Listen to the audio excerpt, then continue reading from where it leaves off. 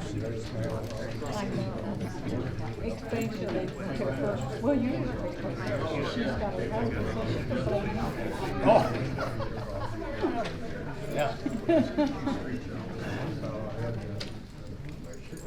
My wife should say no. If you take your seats, we're going to go ahead and get started. Thank you all for joining us for this public hearing tonight. This is a public hearing for a proposed groundwater discharge permit for Generate Fremont. I'm going to go through a couple things before we get started here, though. My name is Ryan Blazek. I'm with Eagles Environmental Support Division. I'll be moderating the public hearing tonight. I'm also the hearings officer. This is what our agenda is going to look like for those who you can see it here. We're going to go through an introduction. So we're going to go through our Eagle staff who are here today, and we're kind of going through that right now. We'll go through a presentation by Eagle staff about the permitting process, functions, and the proposed permit. Well, the Q&A session, we'll be able to ask questions of our Eagle panel who will be up here related to the application. And then we're going to go to the official hearing portion. That's where you'll have a chance to make a statement for the record on this application. And you'll have, when you came in, you may have seen there were little hearing cards. We'll use those to start off making your statement. So Yvonne's in the back of the room. So at some point, she'll be passing out additional hearing cards if you haven't received one. And we're going to go through those to make your statements. Then we'll go through the wrap-up. And to wrap up, we're going to go through the other ways to make a comment, who to contact with further questions. And we'll be wrapping up at around 8:10 tonight. All right, so with that, we're going to go ahead and go through our Eagle staff so you can put a name with a face here. I'm just going to go down. I'm Ryan Blazek, as I mentioned, the hearings officer with Eagles Environmental Support Division. We have Christine Alexander with Permit Section, who's the manager of Permit Section with Water Resources Division. Christine Brendan, who is the Groundwater Permits Supervisor for Water Resources Division. Alyssa Yanachko.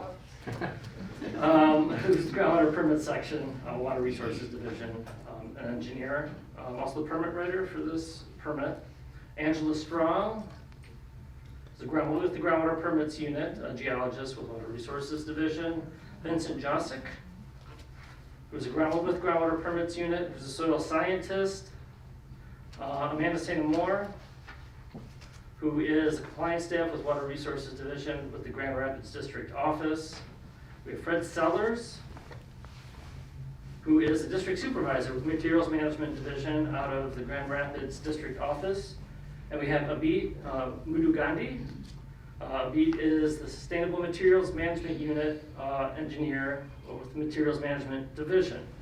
One other thing I wanted to mention is just so you're aware, the hearing is being broadcast tonight online for those who wish to participate virtually. So for those of you online, welcome. However, we won't be taking questions or comments directly from the virtual audience tonight, but we will be providing them with the other ways to make a comment and provide them the information for asking their questions. The hearing is also being recorded. It will be on Eagle's YouTube channel a few days after the hearing tonight. All right, with that, we're going to go ahead and kick off the presentation. So I'd like to invite Alyssa to go ahead and start the presentation. Thank you. Again, my name is Alyssa Yanachko. I work in the Groundwater Permits Unit as an engineer, and I also do permit coordination. So in this case, I was the permit coordinator who works with the technical staff in our groundwater discharge permit to create a draft permit. So when I do these presentations, I like to start off a little bit about how we fit into Eagle.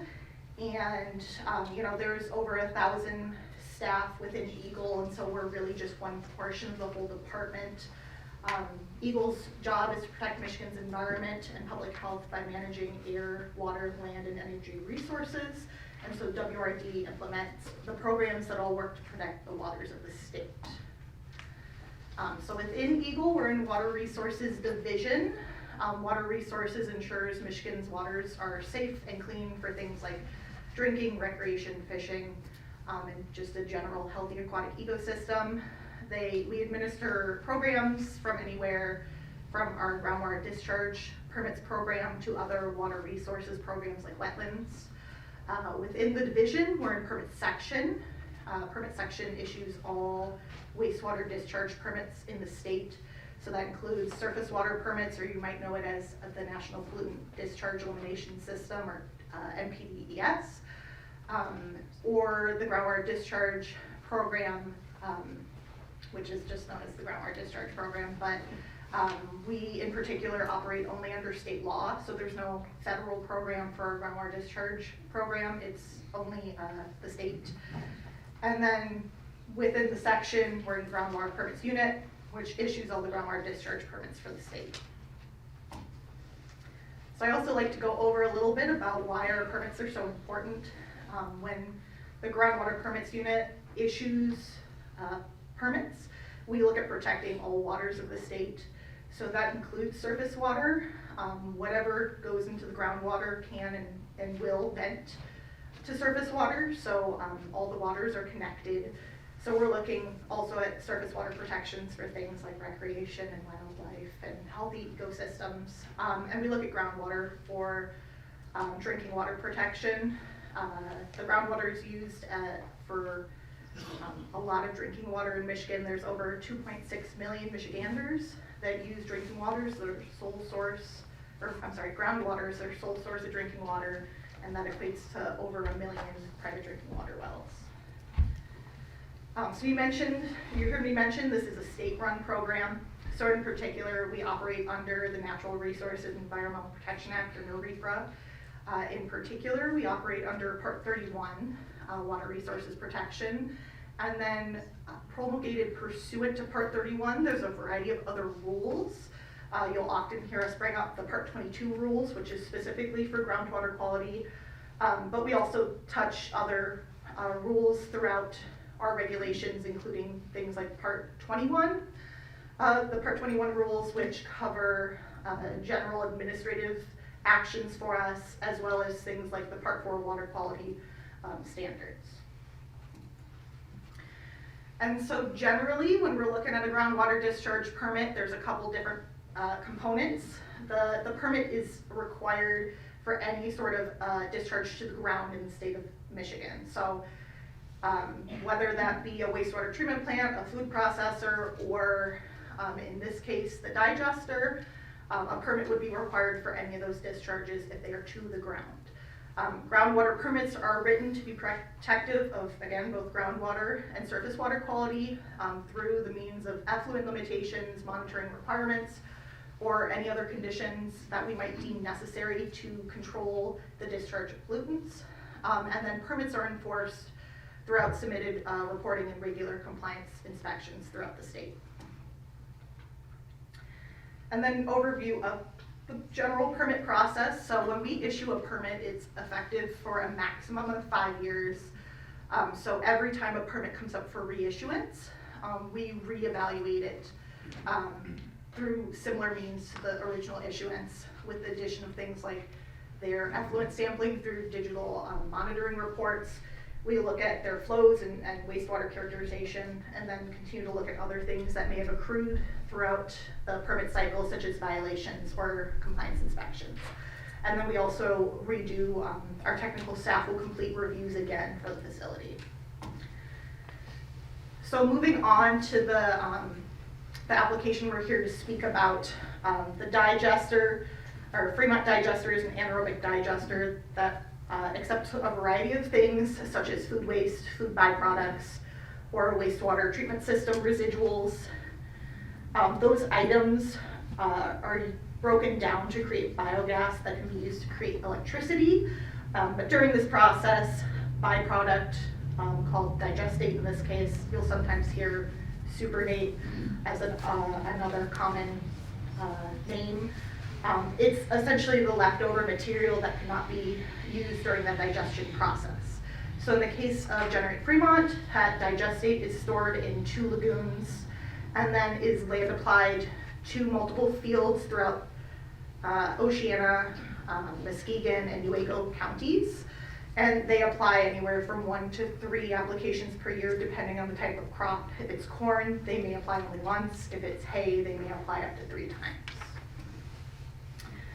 So once we review an application, it goes through a variety of technical reviews.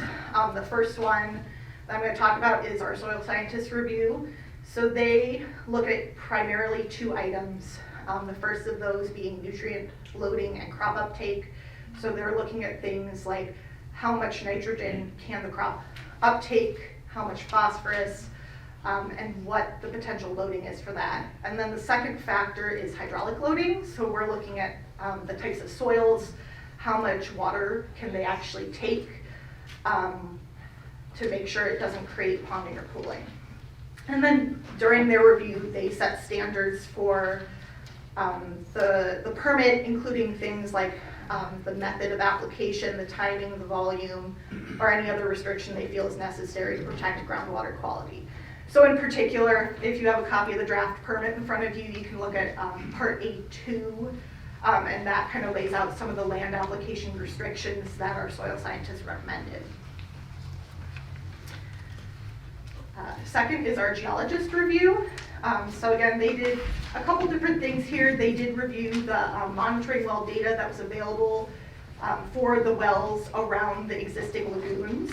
And then they also took a look at each individual field that's currently proposed to be applied to. So they look at the general geology of the area using a variety of factors, one of the biggest of those being nearby drinking water well logs, to help look at the general geology of the area. And that includes things like looking if there are confined aquifers, unconfined aquifers, if it's clay or sand, as well as other things like what is the number of drinking water wells in the area, is it in a wellhead protection area, or potentially known areas of high nitrates. So once those 2 reviews are completed, we bring those together and create a draft permit that we believe is protective of groundwater quality. So I have just a general walkthrough of the draft permit up here. We're gonna go through most of these, but in terms, or for Generate Fremont, we have effluent sampling requirements, we have effluent limitations in the form of the allowable discharge concentrations. We have land application requirements, schedules of compliance, and requirements of when monitoring wells are required. And we'll go through each of these a little bit individually here. So again, the effluent sampling we require is on, I believe it's the 3rd page of the permit. So it includes our non-metals, which are kind of the standards for our unit, a full list of metals, and then the volatile organic compounds that were detected in the digestate previously. So for the VOCs, we're required to sample for what is known to be in the discharge or what may be in the discharge, and that's why those VOCs are in there. The sampling, so then these parameters are used to determine compliance with those allowable discharge concentrations that are in the appendix of the permit. The land application restrictions, which we talked about, came from the soil scientist review that we felt were necessary to be protective of groundwater quality. In particular, we required that the digestate be surface applied to maximize the potential for that uptake from those crops. So surface application or surface and then incorporation, there's no injection allowed under the draft permit. The application rates are restricted to 1 inch per day. They're not allowed to apply during significant rain or snow events, as well as it's restricted to a specific growing season. And then there were a couple things that we wanted to require for land application that the facility is not currently meeting. That's just the difference of it being an existing facility. When we find existing facilities that might not meet all of our requirements upon permit issuance, we're required to give them time to be able to come into compliance with those requirements. So some of those examples are they cannot land applied to tiled fields, the crop must be growing. With fertilizer applications, sometimes there's some pre or post application based on our requirements.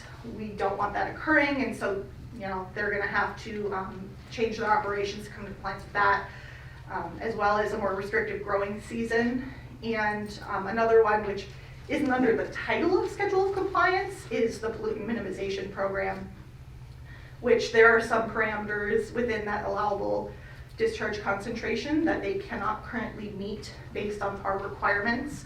And so we are giving them time to identify potential feedstocks or potential processes that are occurring at the digester that may result in those pollutants being present. And then monitoring well installation. So there is a section specifying when monitoring wells may be required for a field that is linked to the geologist's review and the evaluation of what would be considered a high-risk field. So those are fields that do not meet our minimum requirements to protect potential receptors. So in this case, something like if they're discharging in a wellhead protection area, they don't meet the minimum isolation distances to drinking water wells, or that it could be a very sandy field with a large number of drinking water wells in the area. We see those as a higher risk, and so we want to make sure that we're protecting that drinking water source. And then the last thing here is the existing monitoring wells. We did require continued monitoring of those wells around the lagoon. Currently it's a twice annual sample, and it's just to ensure the protection of groundwater quality around those lagoons. And finally here, we went through a brief overview of the draft permit, and I wanted to talk a little bit about next steps after this public hearing so everyone's aware. We'll continue to collect comments after our verbal comments. We'll continue to collect them through My Enviro to November 27th, 2024. It ends at midnight. Once we collect all those comments, we'll look through them and we'll review them and create a response to these comments in a document, which we refer to as a responsiveness summary. Some of the same comments will be grouped together, so we want to repeat ourselves. And then everyone who commented or and provided contact info, so commented, or if you signed up, you don't want to make a comment if you signed up through our sign-up sheet, you'll also be notified. You'll receive that document as well as with the department's final determination on the permit. So the final determination could be the denial of a permit, the issuance of a permit, or the issuance of a permit with changes made, and that document will highlight, if it's issued with changes, what those changes are. And then we're going to highlight this a couple times throughout this, but just so we have it, I wanted to go over really quickly about how to find the site in My Enviro. So here you can see there's the page. This should be the opening page for My Enviro. You can select the public notice search, and then you'll open up to this page. There's a couple different ways you can search. I find the easiest to just type in the name under the site. So in this case, I just typed in the word generate and it came up. You would then select view/submit comments.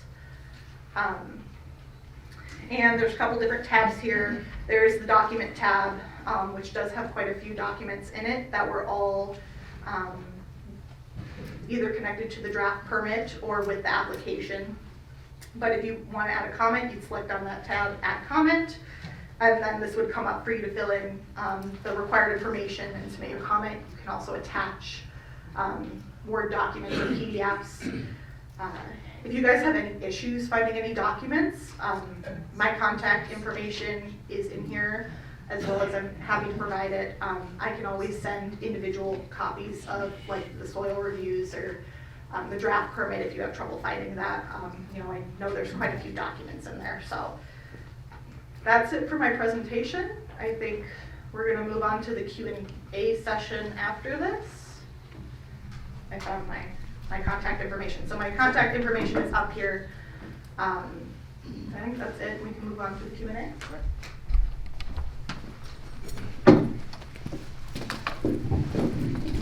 Yeah, thanks, Alyssa. So I'd like to invite the panel to come up.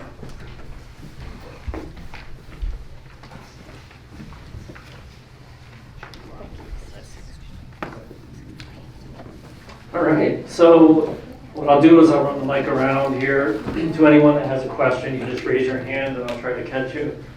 And you can ask a question of your panel. Just a reminder to speak up so our online audience can hear you. Although the mic seems to be working pretty well. Yep, that's me.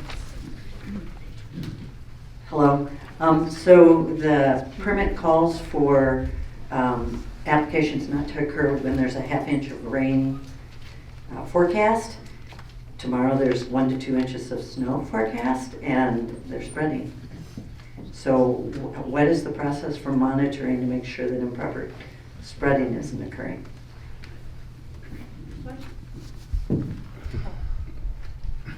I can talk, is that working? Okay. I can talk generally, so currently that requirement is in the draft permit. The draft permit isn't issued.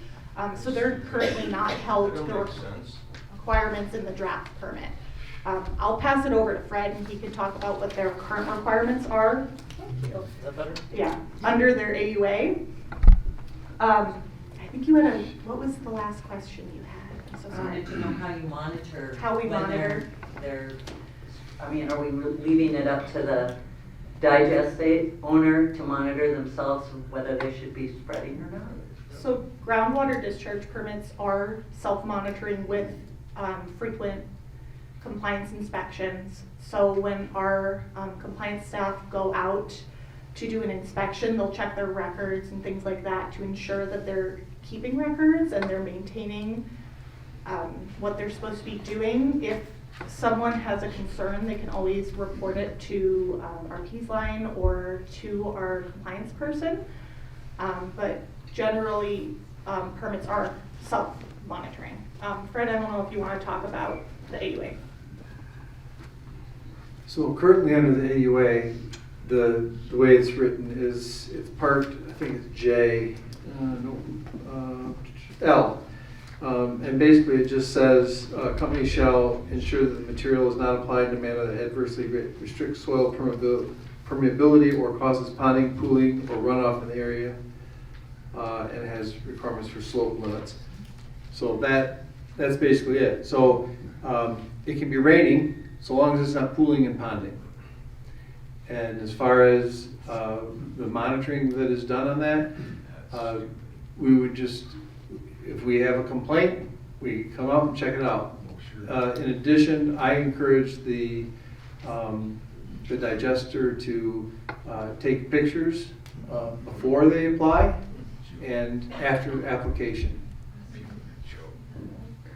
Other questions?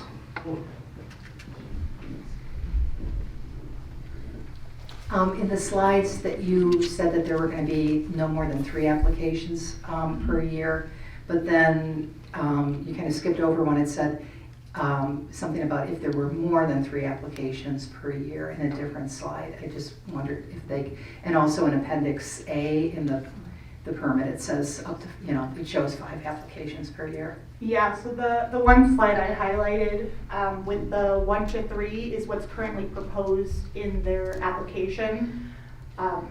They informed us what if someday we did want to apply more, and so we drafted the groundwater discharge permit in for that situation. With the 3 applications, if they do want to apply to a field more than 3 times, that would require the installation of groundwater monitoring wells at that field.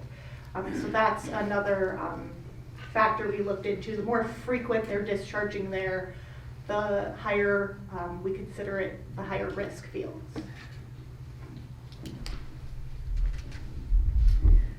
I was told by Tim Unseld, seeing as how the field adjacent to our house, only 33 feet away from our well, that they were not to apply more than twice if they were just cutting anything other than corn. And I wish I'd have brought that. He put it in writing for me. So my question is, when was that changed to 3 times?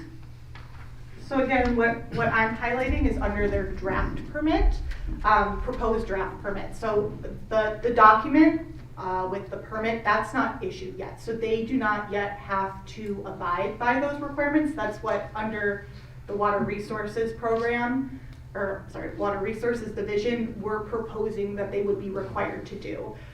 So again, I'm gonna pass it off to Fred because I'm not personally familiar with their AUA of, what their requirements under their current AUA are. Yeah, again, they're applying and they're not supposed to be causing pooling and ponding, so the limitations that they had, limitations that Tim spoke to you about, were basically for an alfalfa field where they had a fresh cutting and they went out there and basically the soils were saturated after 2 applications, so that meant they weren't supposed to apply beyond that. So that was the current system that they're operating under versus the proposed permit, which is what Alyssa and we're talking about tonight. So it is different from what currently was being done under the AUA. Okay, thank you. I just want everybody in this room to know that you're looking at the people who are responsible for issuing Ice Mountain water permit. The company that sucks down our water in Michigan so bad that. Do you have a question? We're gonna have a statement. Well, I'm just getting to let the room know, everybody, that these are the people who issued Ice Mountain a permit to take water. Thanks. And just to clarify, this is the question and answer period, and you can say anything and make your statement for the record during the hearing part, but we're going to try to keep it to questions to get through as many of these questions as we can. Thanks. Does Eagle plan to conduct any testing before they make its final determination, and when does Eagle expect to make its final determination on the permit?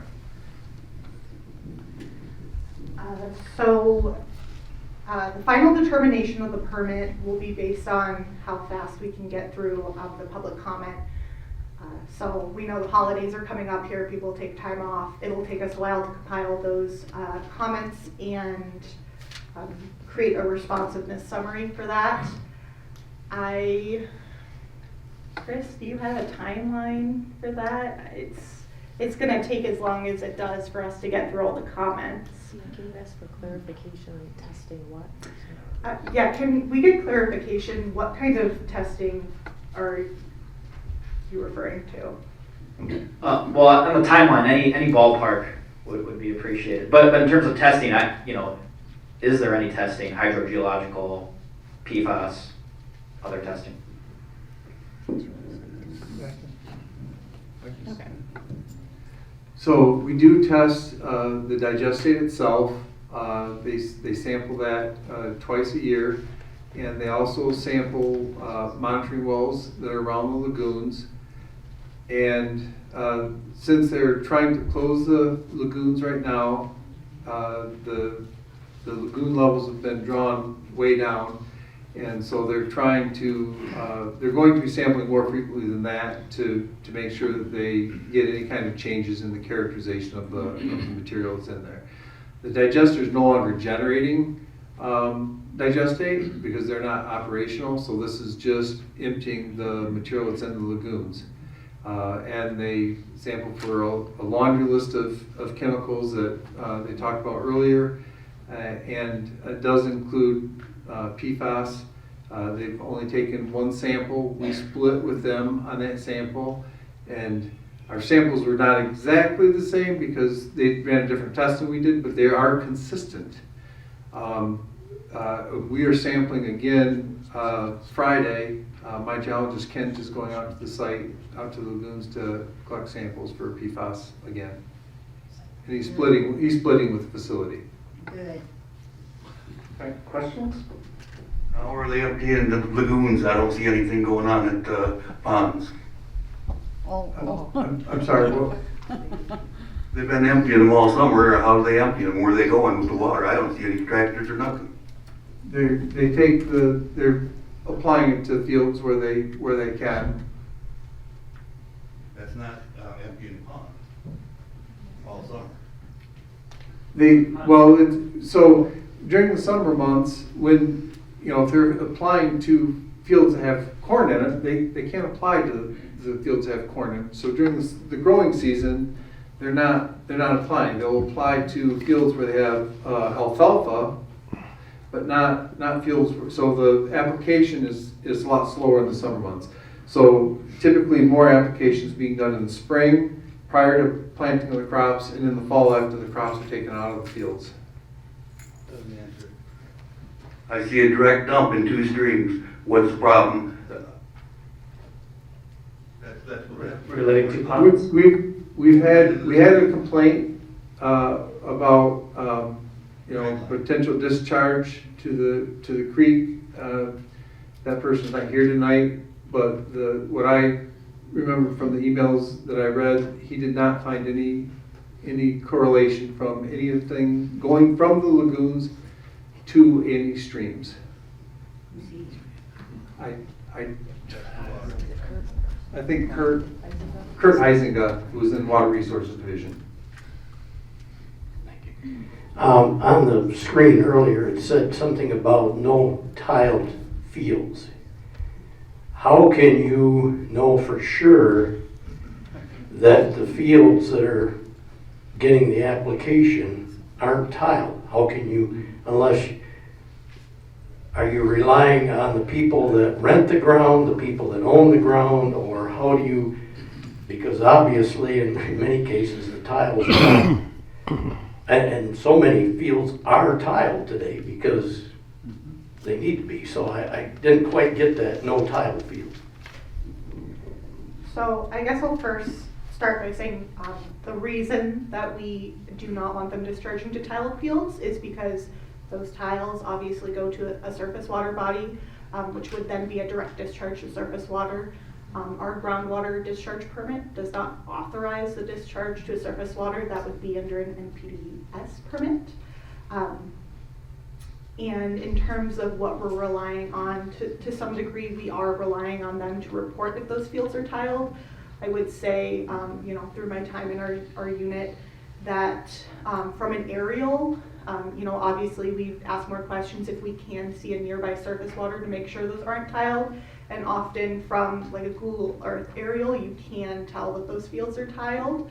But we do rely on them to submit information that they know to be accurate, and that is a violation if they're submitting, maybe they know it's tiled and they told us it's not. That is a violation of our rules.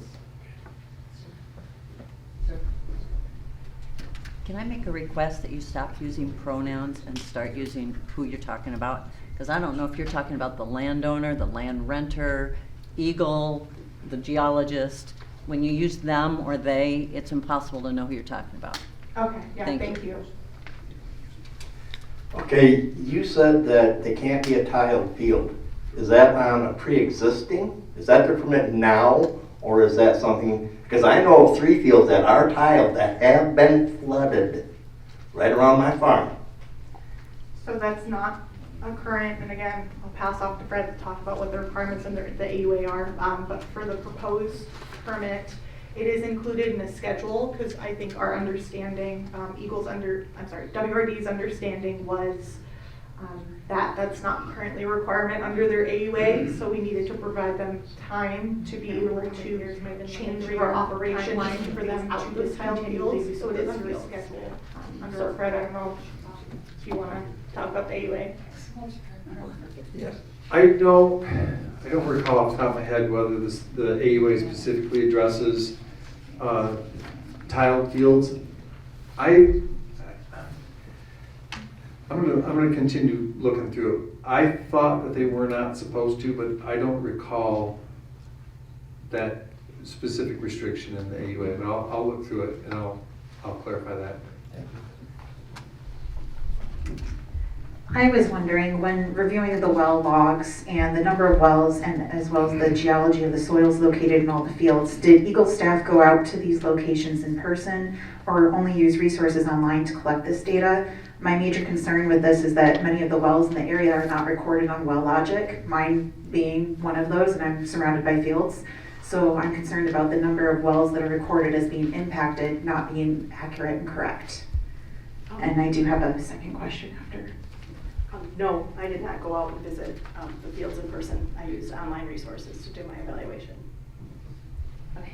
And then Sorry, I can add that generally when we do look at WellLogic or other online sources to determine drinking water wells. If there are wells in the area, or I'm sorry, houses in the area that are not identified as having drinking water wells, but every other house down the street is, we can identify that that house probably does have a well and they do need to meet, say, isolation distances to that general house, because it's unlikely that those houses aren't gonna, are not gonna have community water supply. Yeah, I appreciate that. Just didn't know if that was considered during the permit. As well, I know, Alyssa, you mentioned that there's frequent monitoring being checked in by Eagle after the issuance of a permit. I was wondering if you could define frequent for us. How many times a year or quarterly, whatever that it may be. Sorry, for clarification, is it how often are they monitoring or how often are compliance inspections?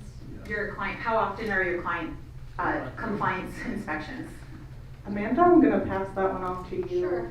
I'll run over. Okay.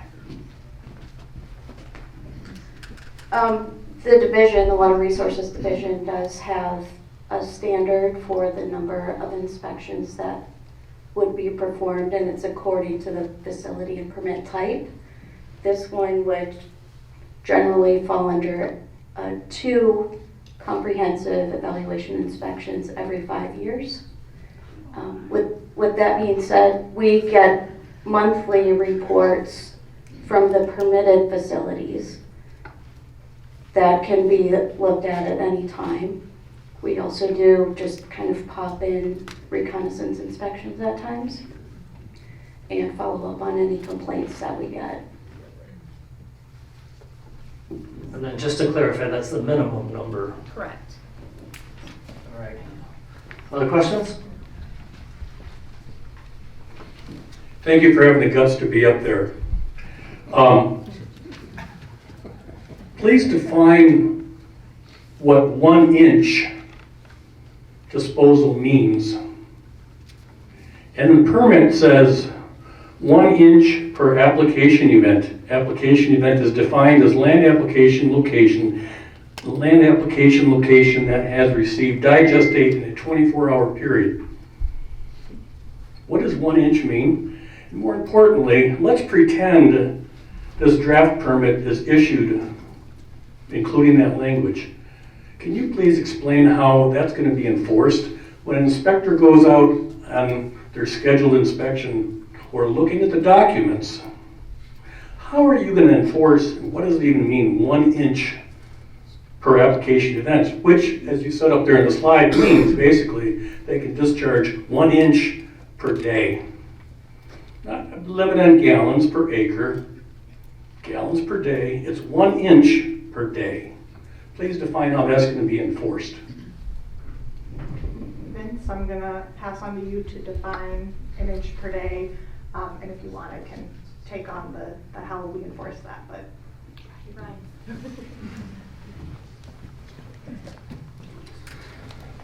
Yeah, sure. To the inch per whatever, this has certainly been a topic of discussion between WRD and the Generate party, let's say.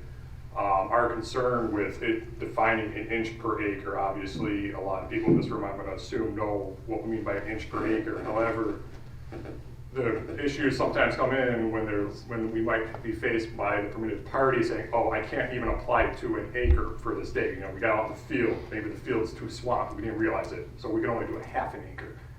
The party, the sprayer, the applicator might have already calibrated their equipment to put out 1 inch over the acre.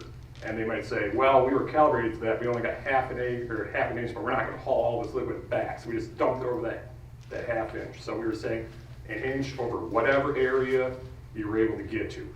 1 acre, 1 inch volume, 1/2 an acre, 1 inch, 20 acres, 1 inch. I think that addressed the inch. It's 1 inch over whatever area.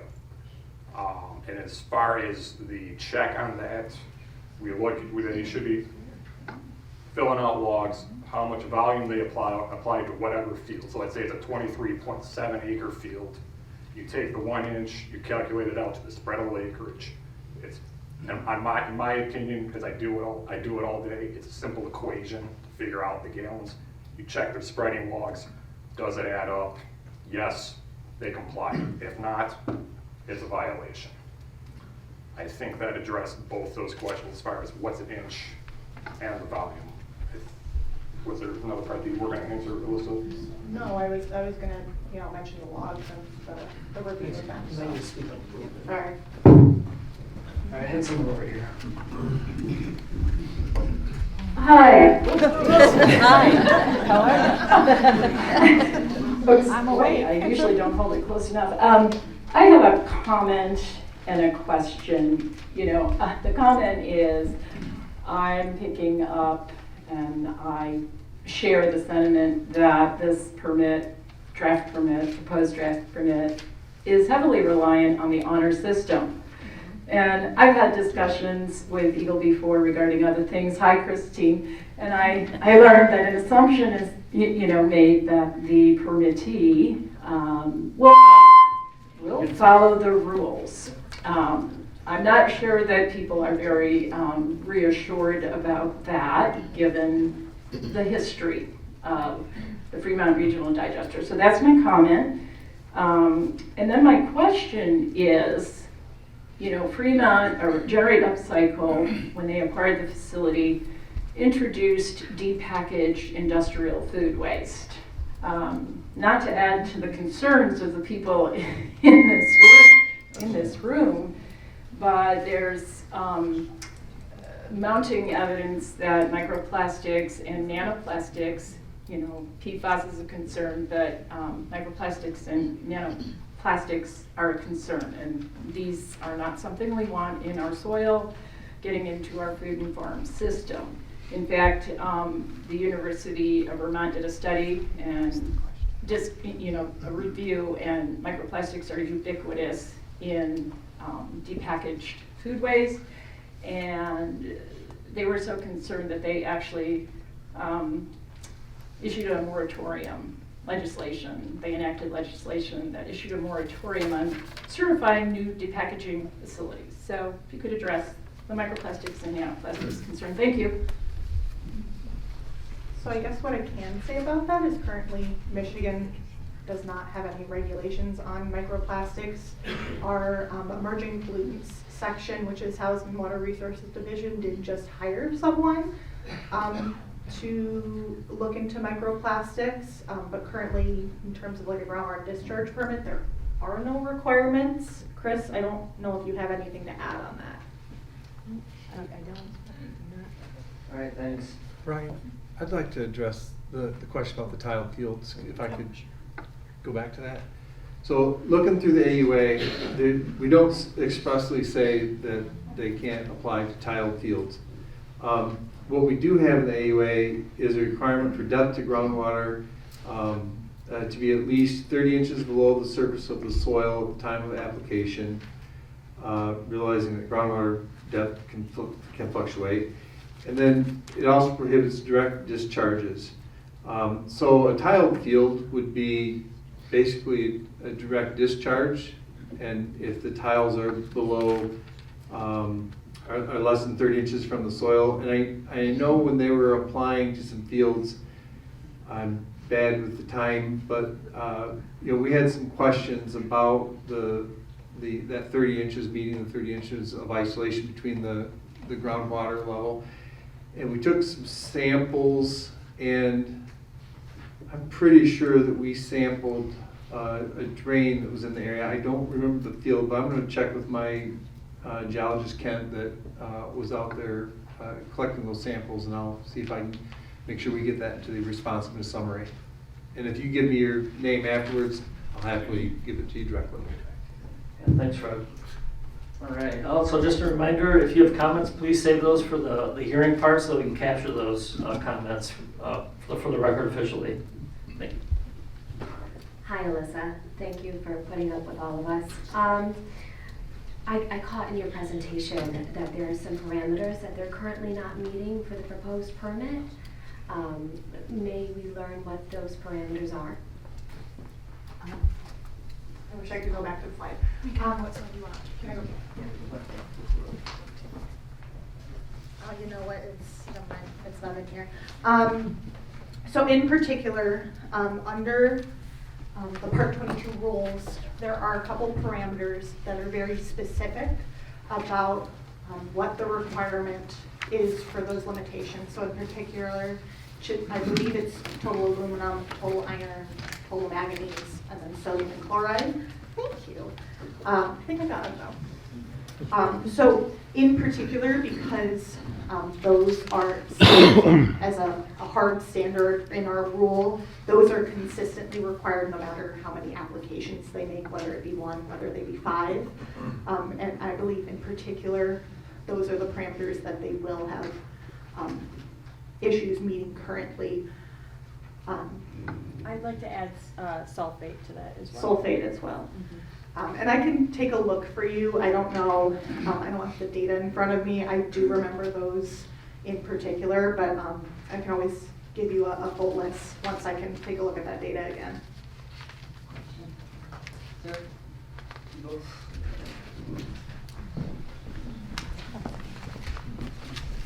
So given that they're in violation, given that they aren't operational anymore and are planning on selling the thing, why on earth are you issuing a new permit? Why not wait for the new owner and find out what their plan is and what their qualifications are and how honest they are? So we issue our groundwater discharge permits based on the application submitted. Currently, Generate Fremont has not asked us to put the application on hold or halt any of the permitting process. So that currently is the only thing that would stop the process. Are we allowed to ask that you put it on hold since we're all affected? And they're not because they're leaving? So no, I believe, the public can make comments, but in terms of processing the application, it would be up to the permittee, in this case, Generate Fremont, to make that request. Does Eagle usually accept applications that are as incomplete as Generate submitted? They had answers like, I don't know. They didn't list groundwater operator. I'm a former teacher and I taught adult students how to fill out applications. And I would have sent them back to square one if they had submitted an application like that. I'm concerned, is this a standard procedure for Eagle to accept an application that was that poorly filled out? So I think maybe some of those things you highlighted, such as the I don't knows, those are fill-ins on the application for questions such as, are you a quarter mile within a Part 201 site? Because if a facility does not have that information, we will check it ourselves. We'll use our resources to look into that. So in that specific case, that is an option that they can select. Certified operators, new facilities often do not have a certified operator at the time of permit application because those exams are run by the state. I believe they happen twice a year. So sometimes it can take a facility a little while to obtain a certified operator. Our compliance staff often work very closely with facilities to make sure that they are taking those tests and obtaining that operator. I don't think I can speak to the application as a whole. If you have any specific questions about application, like specific parts on the application, I'm happy to answer that question. But Generate Fremont did provide the information that was needed to make a permitting decision in the application. Ryan, I want to go back and address a question about the facility being out of compliance. This is a draft permit, so the limitations that you see in the draft permit are proposed. It's not issued yet. We knew that they couldn't meet the proposed limits for the parameters that Alyssa outlined. So any facility that's getting limits, we need to be fair and reasonable and give them a chance to meet the limitations. So that's why there's a schedule of compliance. The facility was adamant with us that they couldn't meet the limits, no matter what they did. That's why we talked to them about the pollutant minimization program. For any of you who are familiar with how we regulate other facilities. What goes into a wastewater treatment plant, be it a municipal system or an industrial system, is dependent on what goes in because it affects the quality of what comes out. So we wanted the facility to investigate the feedstock to tell us through a plan with a schedule of compliance what type of feedstock is causing certain exceedances of the pollutants that we're seeing in the digestate. So we did have a plan to address it. I can tell you that we had to go around and around with the facility on those requirements because we were concerned about those concentrations. The rules require protection of drinking water, so we weren't able to change those numbers. So I just wanted to be clear, they're not in violation. We haven't issued this permit yet. So the violations that she was speaking about are the proposed? They were not meeting the standards that we had in the permit. So in the current or the proposed? So the agricultural use agreement is what they are operating under now. That's administered by Materials Management Division. Because of the changes in the type of digestate and how liquid the material is, the department decided that that was no longer appropriate for us to regulate them that way, which is how Water Resources Division got involved. We've only been involved in this facility. I think they applied for this permit just going on 3 years. We've been working on this particular permit. They have not asked us to withdraw the permit, so we are moving forward. So I'm hoping that sheds a little light.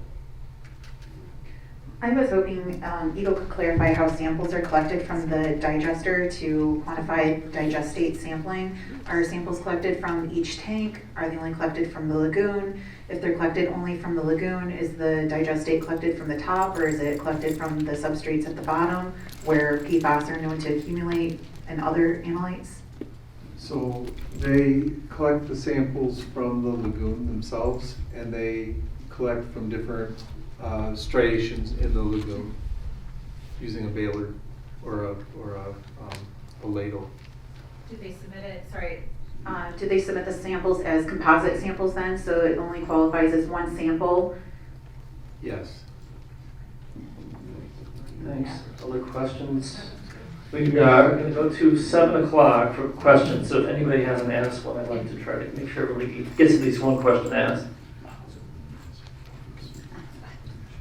So the question comes to mind, listening to this conversation, that they were found in violation of the previous permit. What is the difference, what is the difference between that permit and the new one that we're looking at now? Are you trying to take the items that they were not in compliance with and changing the new permit so that they will now be in compliance, or is it totally different? I have another question too. I think it's when they initially applied for the AUA, I was up here when Novi Energy applied for it because they had I remember we were out behind the digester and they had some piles of the digestate. It was solid. It was looked like really fine mulch or whatever because it was the residuals from the manure that they were trying to digest. So it had a much different composition than the stuff that Generate eventually started using it as the feedstock for the digester. And so that's what Christine was talking about is their process changed and the AUA didn't really fit because the AUA initially the groundwater program was part of the division that I'm in now, and that was split I don't know how many years ago when the department was reorganized. And so we retained stuff for land application for solids, whereas the liquid went to the Water Resources Division for groundwater discharge permits. And in the meantime, Generate took over the digester, and when they did that, their feedstocks changed. They went away from manure almost completely, and so it changed the digestate. And so it changed how we look at it. And that's why Water Resources is looking at it now versus materials management. I was just going to provide one bit, just a little bit more for you. Is it changing? Yes, different statutes are the reason why it's going to look different than the agricultural use agreement that they're under right now. Alyssa outlined the statute that we administer, Part 31. And so discharge permits of wastewater, we permit discharges of wastewater all over the state. Your wastewater treatment plants, your industrial facilities, we write permits that are protective of waters of the state. So it wasn't necessarily to address violations as much to comply with a different statute, one that's aimed at protecting, in this case, primarily groundwater resources. Does that help? Yeah, a little bit. The other question I have is, if this permit does get issued again, will permanent covers be mandated on the lagoons?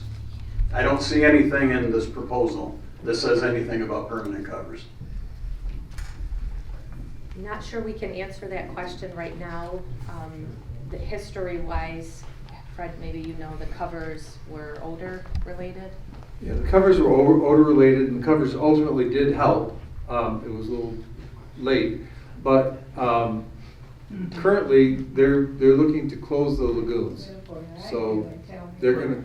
But if you issue the permit, where is the digestate going? Somewhere else?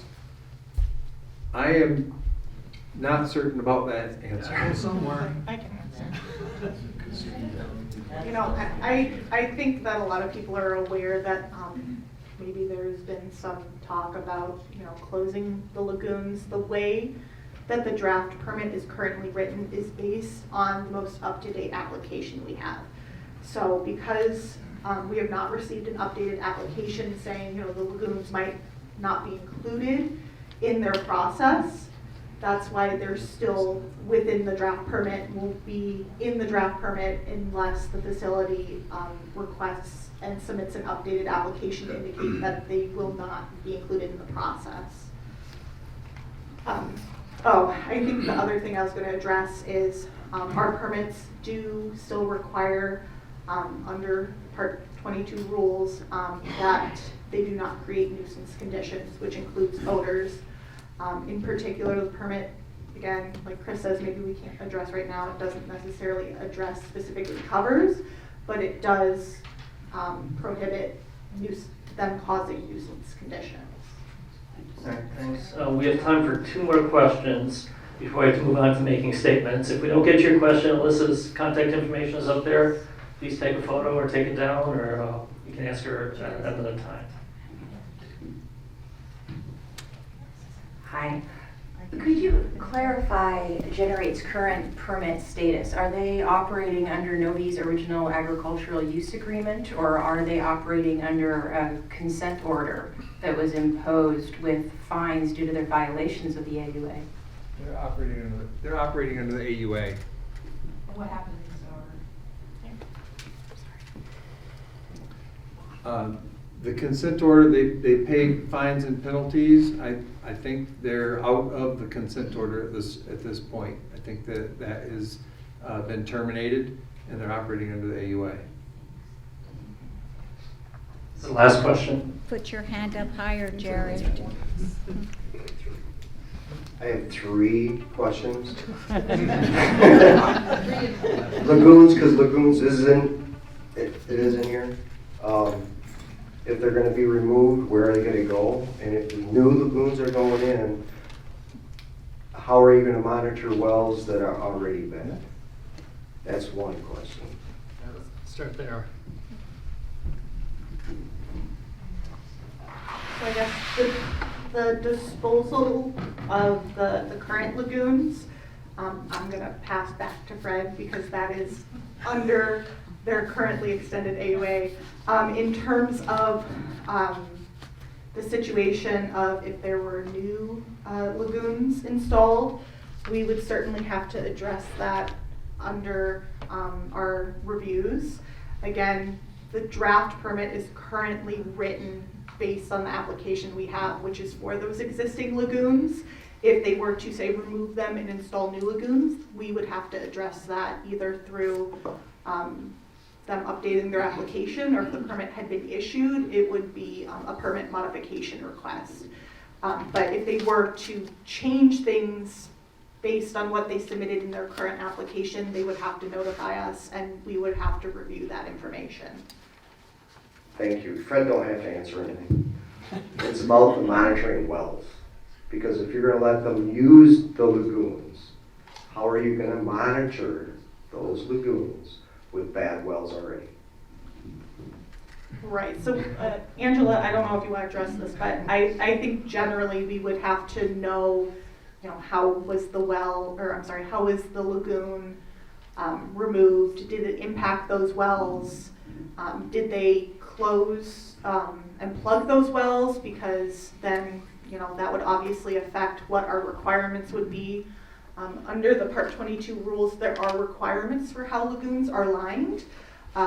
In particular, it is a composite liner that requires some form of base, that's clay or some other kind of geocomposite material, as well as a flexible membrane liner on top, which is generally, it kind of looks like plastic.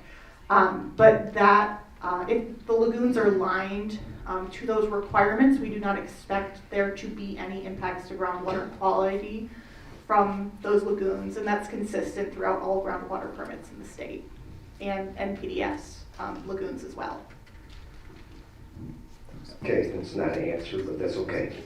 On the land application, in order to monitor those, is it feasible to put in this application how they apply it?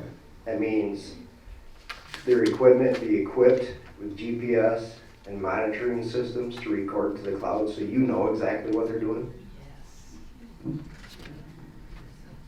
So, I'm trying to flip to the page. That way you know if they're putting on 1 inch per acre or 1 inch per day. So page 12 currently lays out the requirements of what they're supposed to submit to us.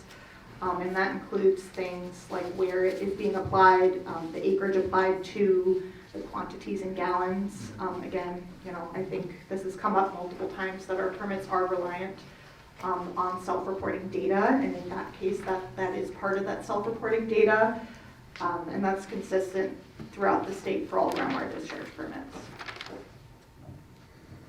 Yeah. Yeah, but it can be recorded. I mean, it gets done everywhere. Another thing is the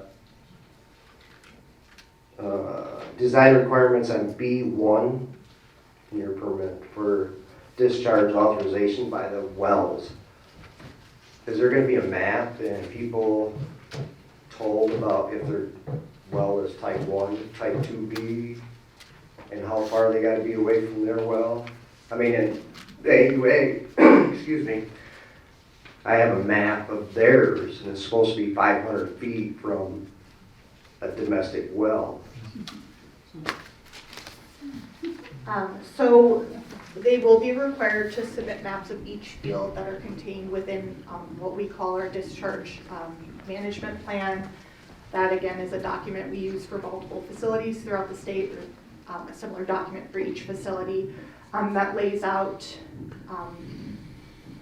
identification of the field, what's in the nearby area, including things like drinking water wells. In terms of the isolation distances, we do want those marked on those maps, and we do require them to, when they discharge to a field, to mark out where those isolations are. And those isolations in particular come from the Part 22 rules under a Rule 2218 permit, which is the permit category for this particular permit. It sets out specific requirements of 2,000 feet from a type 1 or 2A, 800 feet from a type 2B or a type 3, and 300 feet from a domestic well.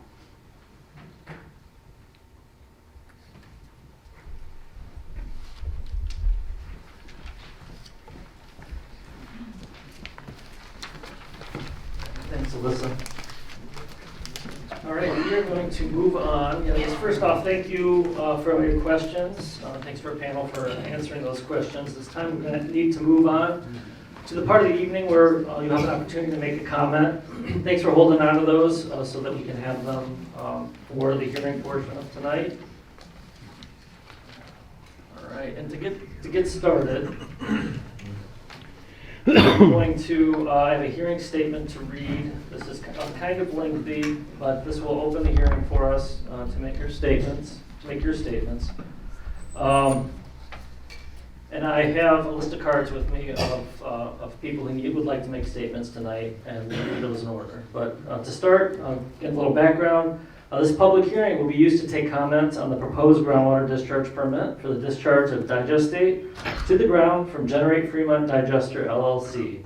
The discharge is proposed at a maximum of 10,000 gallons per day, or 10 million gallons per day, at multiple locations through Oceana County, Muskegon County, and Owego County. The next part is how the comment process will work today. I will begin calling the names of the people who have indicated they would like to make a verbal comment tonight using the provided cards. Once we go through the cards, anyone else who would like to make a comment will be able to do so, even if you do not mark that you would like to make a comment on your comment card. At that time, please raise your hand if you'd like to provide a comment. Each person will have 3 minutes to make their comment. I'll indicate when you have a minute left and when your time has expired. I'm going to add in here, there will be a clock on the screen so that you'll be able to tell how much time you have left. If I indicate that your time has expired, please wrap up your comments immediately so we can allow the next person to make their comment. Please be sure to state your name and any organization you represent prior to starting your comment. This hearing is being recorded, and your comments will be part of the information that the department will consider on the proposed groundwater discharge permit. Comments received will not be responded to at this time, but will be included in the response to public comment document and part of the permit record. All comments and information received will be available in My Enviro, our online database. If you would like to make a comment but do not wish to make a verbal comment today, you are welcome to submit a written comment to the department. Written comments may be submitted online in our My Enviro database or submitted to Alyssa Inachko. Instructions for submitting comments through My Enviro and Alyssa's contact information can be found on the public hearing notice document, copies of which can be found at tonight's event. The public comment period is open until November 27th, 2024. After the close of the public comment period, Eagle will review all written and verbal comments received. A response document to comments received will be developed by Eagle. Eagle may deny the permit, approve as drafted, or approve amendments. If approved, the decision must specify which provisions of the draft permit, if any, have been changed in the final permit and the reasons for the change. In all 3 scenarios, all interested parties, including everyone who was on the original mailing list, anyone provided contact information either with public comments or during this public hearing will be directly notified of the decision. All right. So if anybody else would like to make a comment and hasn't submitted a card, you have an opportunity to raise your hand. I'm going to go ahead before calling the first name and bring up a timer so that you'll know how much time you have left. It's going to be 1 comment per person to make sure that everyone has a fair opportunity to make a comment.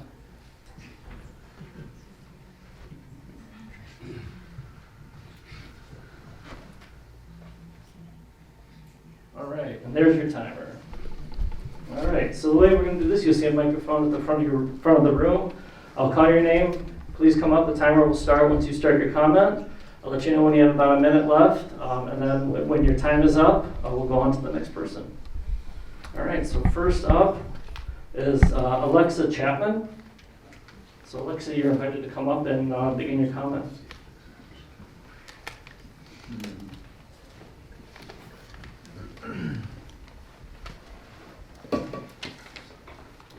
Hi. Good evening. My name is Alexa Chapman. I'm a mother, speech-language pathologist, and a private practice owner, and a proud second-generation Fremonter. I have the privilege of serving the children of the families in Owego County through my work, and I'm here tonight as a deeply concerned resident to oppose the groundwater discharge permit for Generate's digester. Fremont is more than a rural community. It's a cornerstone of Michigan's agricultural and natural heritage with over 800 farms, hundreds of lakes and streams, and thousands of acres of protected forests. Our economy and way of life depend on clean water and healthy ecosystems. Allowing this permit to proceed without rigorous oversight risks contaminating these resources. It threatens tourism, agriculture, and our family's well-being. If our water becomes undrinkable and our land toxic, who will bear the cost? It will not be Generate Upcycle. It will be us, the residents of Fremont. I urge Eagle to reject this permit and demand a comprehensive hydrological report and stricter monitoring requirements. Our community cannot afford to gamble with essential resources like our water, air, and land. Fremont deserves better than corporate negligence masked as progress.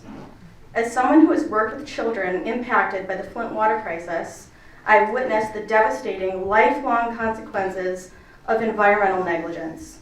Flint schools are still struggling to support children harmed by lead poisoning with cognitive and developmental injuries, an ongoing reminder of what happens when profits are prioritized over people. Fremont deserves better. When government agencies and healthcare institutions fail to have real skin in the game and aren't held accountable, local communities are left to fight these battles alone. Our children's safety is a non-negotiable. Every parent in Fremont deserves to know their child is drinking clean water and growing up in a safe environment. 1 minute left. Eagle has the power to prioritize people over profit and restore confidence in the systems meant to protect us. To my neighbors, let's come together and make it clear. Our children's future, our community's health, and our natural resources are worth protecting. Our Fremont deserves nothing less. Thank you. Thank you for your time. All right, I'm actually going to call 2 people at a time. First person will come up, the second person will know that they're next, and then that way we'll try to minimize the walking time. Emily Klopp, and then after Emily is Dorothy Paris.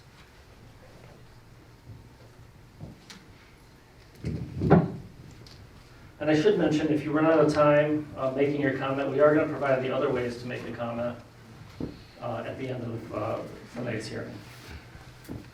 Thank you. My name is Emily Clapp. My husband, Nate, and I built a house on a beautiful 10-acre piece of land in Holton Township 17 years ago. And this is where we have called home since. This is where we have raised our 10-year-old son. I have worked for the local hospital system for 10 years, serving my community by helping to improve the health of fellow community members. Our property is primarily wooded with Cedar Creek running through the middle. This property has been our sanctuary. We have enjoyed seeing a variety of wildlife, including great herons, green herons, a variety of frogs, toads, salamanders, mink, trout, salmon, owls, hawks, fox, and of course white-tailed deer and turkey. We get great joy from observing this wildlife, as well as the ever-changing flow of Cedar Creek. I attribute much of the wildlife we have seen to the creek. Wildlife needs water and congregates to a water source. Within the last several years, particularly since the digestate has been spread, I have noticed a decrease in this wildlife, particularly the frogs and fish. When my son was younger, he used to play in the creek and catch frogs. There were plenty to be had. I'm going to fast forward. When we walked our paths through the woods, I would hear frogs jumping back into the creek to my approach. I don't hear those sounds very often anymore. I don't see as many frogs at the edges of the creek. This is concerning to me. As is well known in ecology, amphibians are the harbingers of ecological change. If I am seeing less frogs, less wildlife, why might this be? We have not experienced a large population growth in my local area to account for these changes. The most significant change to the area in recent years has been the digester lagoons and the spread of digestate. 1 minute left. The digestate spread has created nothing but problems for the community. There have been spills and horrible smells. My husband and I grew up in rural Michigan. We know that some smell is associated with farming. However, the smell from digestate in the lagoons is not just a farm smell. It is putrid, it is permeating, it smells toxic. I am concerned for the health of my son, my family and friends who visit and drink our water, for our community members and the wildlife that depends on the health of our waterways. Toxins like PFAS and microplastics, not to mention the volatile gases emitted from the digester and the lagoon contents, have already been identified in the digestate, and what has been done about this, to my knowledge, not enough. If we as a community continue to allow these toxins to be spread, we will pay in our health and quality of life as well as our children's. I am asking that this permit not be granted and that the digestate is no longer used in our communities. Sorry, we're going to move on. Okay, thank you for Thank you your for your time. comment. So Dorothy Paris, and then after Dorothy is Kathy Morrison. Hi, I'm Dorothy Paris. I've lived in Fremont for 35 years. Before that, I was a resident of California. So my sister is a city engineer for Twin Falls. We talked a lot about the digester, and initially I was really positive about it. But it is clear to me that the lagoons are a source of issue here, and that to me, it confounds me that you would accept a permit that, when most of you seem to be aware that the lagoons are in the process of being closed right now. And so you're going to accept a permit and maybe approve a permit with a whole very large, very problematic section of the permit missing. That's my unprepared part of the statement. My prepared part of the statement is that this permit allows for the digester owner to do the self-sampling of digestate, soil, and monitor wells. The monitor wells are a whole other issue. Given the fact that the safety of the area drinking water is at stake from this digestive spread, a third-party consulting firm listed on the Eagle Consultant Directory should be the one who's taking the required samples, not the owner who has every financial incentive to falsify their findings. And these samples should be submitted to an appropriate independent lab. We don't ask food companies that are in violation or have listeria outbreaks to do their own sampling. They have to have an independent person do that. Why would we do different with our drinking water? Current lagoons, which we now know are to be closed, had multiple monitoring wells placed around one of them to assure no leakage. However, digestate was also spread in the fields in all directions surrounding the lagoons. The new permit should disallow any digestate spread on fields within the Eagle established safe distance from the lagoons so as not to corrupt any samples that you guys take to monitor whether there's lagoon seepage. Okay, thank you. And currently there is no requirement for the digester owner to disclose the sources of their waste stream. If there was a biohazard in the food waste, or if there was, God forbid, a bioterrorist attack, you'd have no way of figuring out what was going on, what was in the digestate, what was polluting the waters. Right. But most of all, I request that you reject this permit until it is complete, or at least require a modification that indicates what's going to happen with new lagoons if these lagoons are in fact being closed. It seems to me just completely insane that we would be accepting a permit that doesn't have this large and very important component to it. Thank you for your time. Really appreciate you guys all coming out here tonight and listening to us.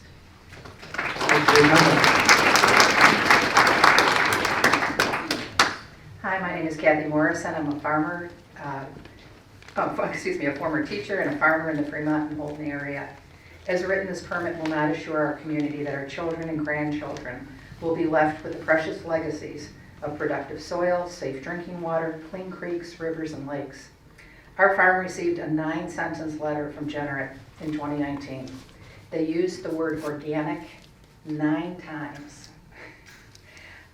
Most people think of organic as being chemical-free, pesticide-free, but by definition, it just means that it's from living matter.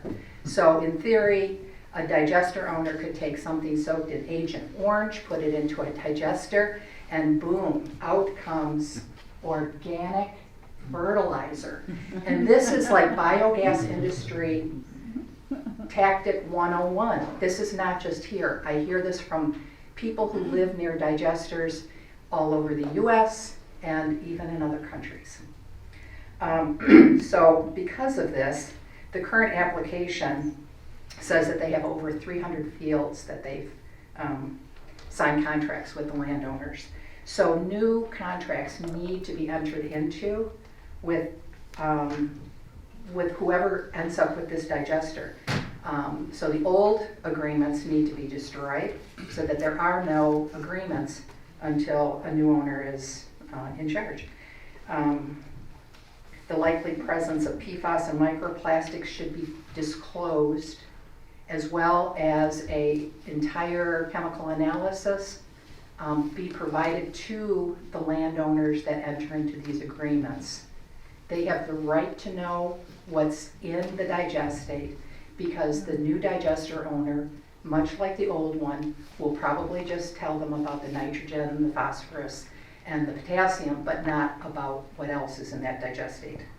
Landowners that live next to the fields that are spread on should also know what's in the digestate. 1 minute So left.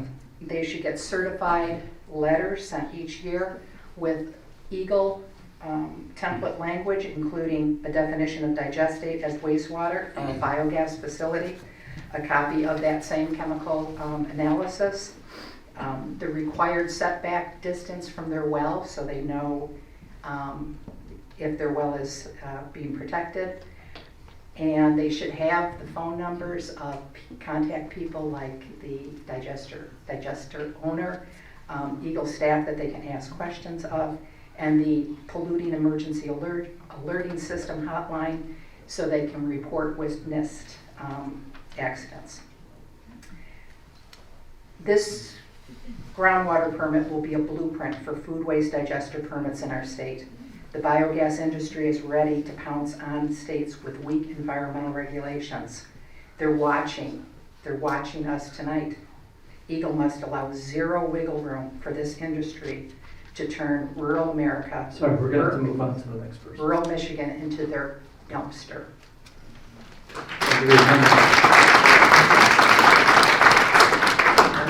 Next up is Susan Wendt, and then after Susan is John Morrison.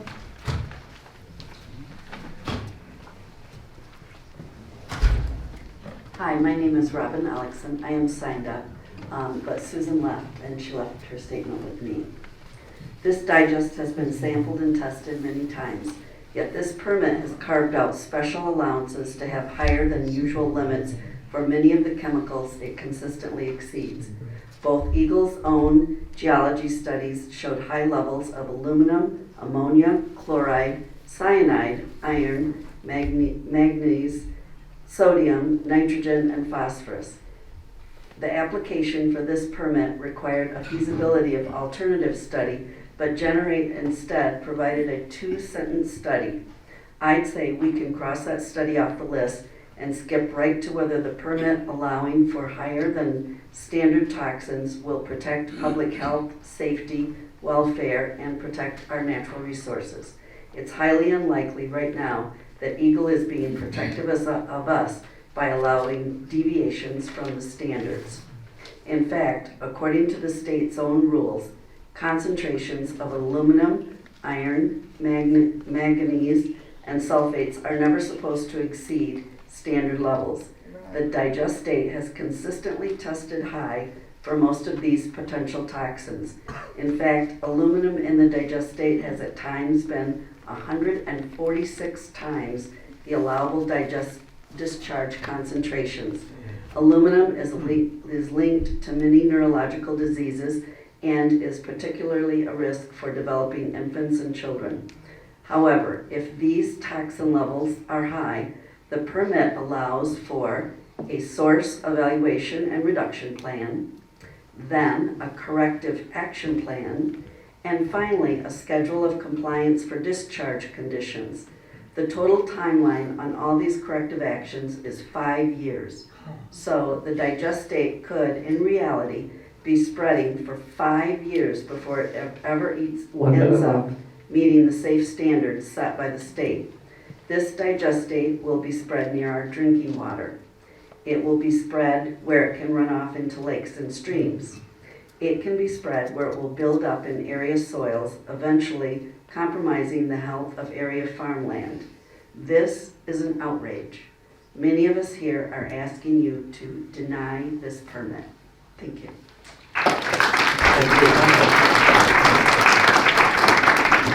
Next up is John Morrison, and after John is Becky Took. My name is John Morrison. My farm's been in my family for 158 years, and I am concerned about the welfare of my community, which would obviously entail just health and safety. As a farmer, I'm aware of all the recommendations and restrictions of good farming practices, chemical use, and I obviously do not want to poison my family, my neighbors, my customers, or my land. So, it's an obvious question. Would any of you want your land polluted? No. Would any of you want your water, especially your wells, contaminated? No. So, it's an easy question. It's an easy answer. What we need to do is make sure that no one, whether it's a neighbor or some large faceless entity, come in and pollute our land and water. And so this is what we need, or this is what we should want, and expect that our governmental leaders and all the agencies at all levels make sure, beyond any doubt, that any action by a person or organization will not jeopardize the health and the future of our community. And so, I would say, in this case, I would want Eagle to withdraw this permit or not allow it. And so I say again, our government officials have the duty and the means to protect the health and welfare of the community. But if they do not do so, in blatant disregard of facts, then I hope the people of the community would use the legal system to obtain some kind of protection and satisfaction.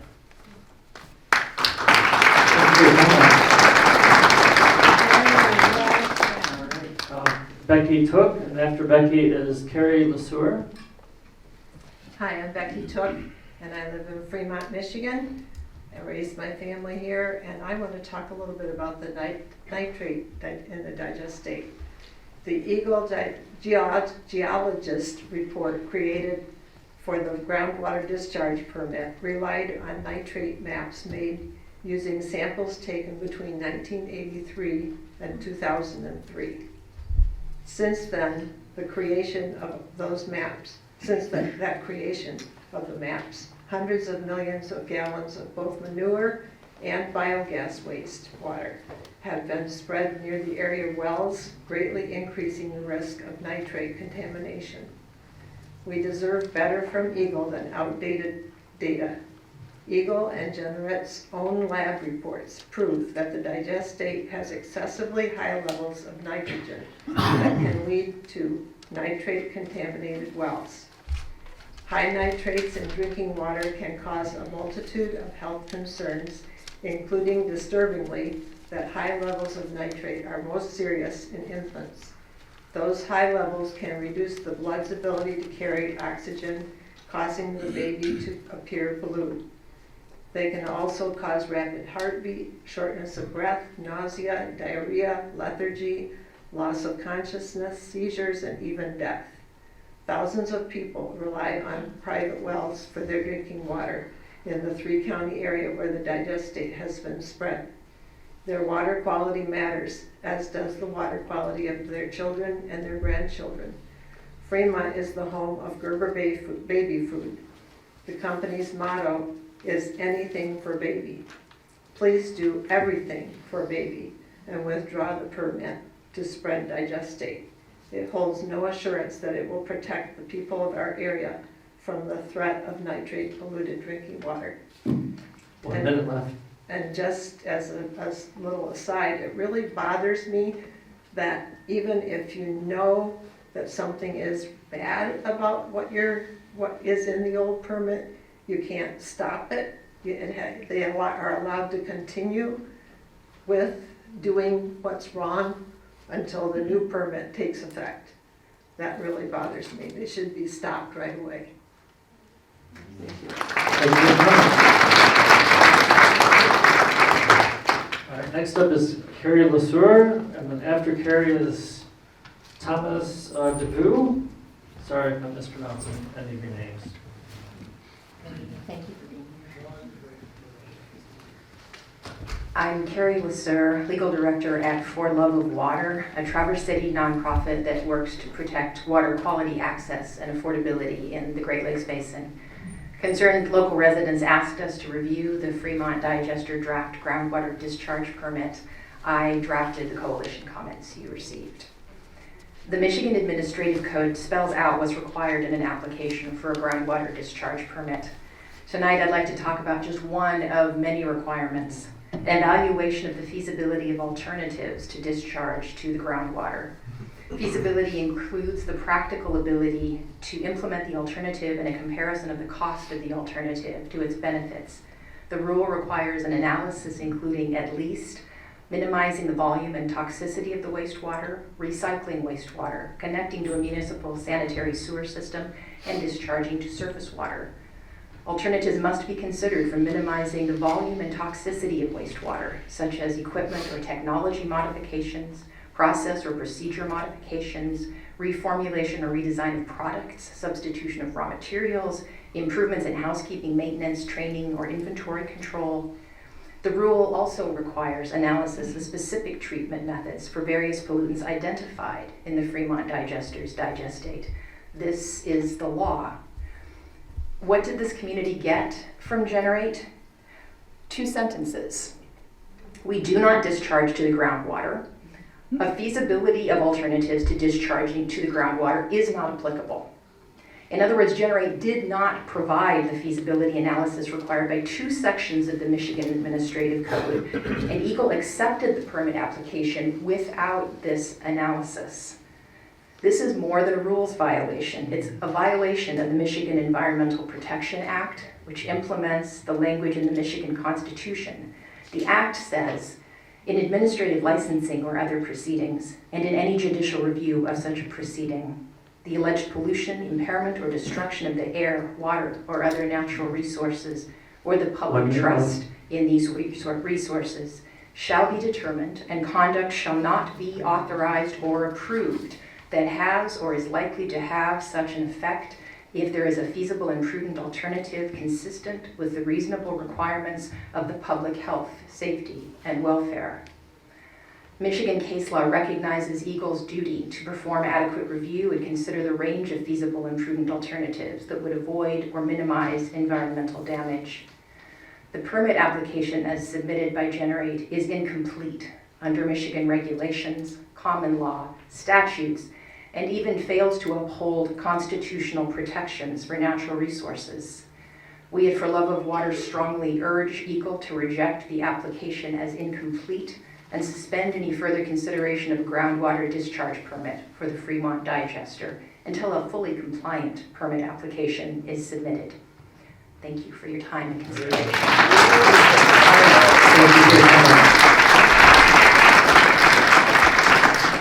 Next up is Thomas DeVue, then Leah Paul after Thomas.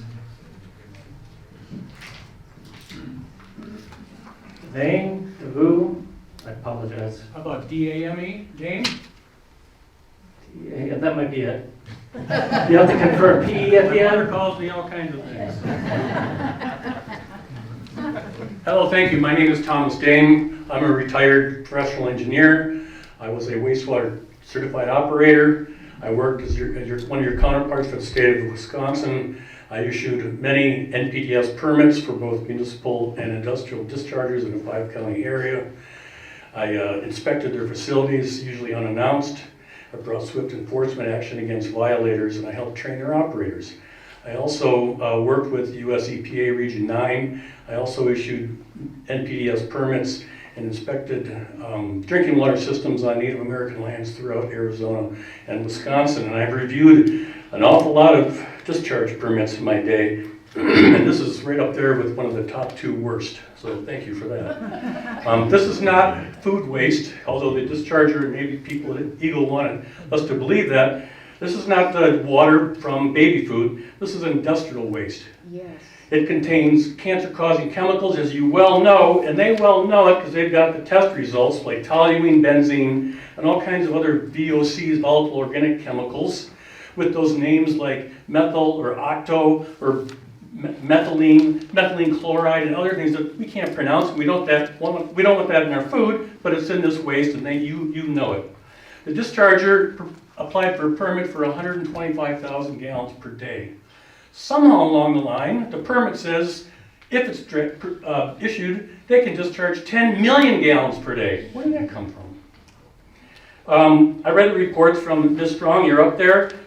Seems like you based your recommendation on, given the high levels of contaminants, industrial contaminants in this waste, they should be limited to 1 inch per year. Somehow along the way, with your colleague, Mr. Chatterson, determined, well, it might work out, but shouldn't pollute the groundwater, as long as it's limited to 1 inch per year application. Somehow, again, along the way, as my comment said earlier, the permit says you can discharge 1 inch per day. As our good folks at Flow said, there's no feasibility study done, there's no sampling analysis plan, there's no source evaluation reduction, there's no discharge monitoring plan, there's no groundwater monitoring plan.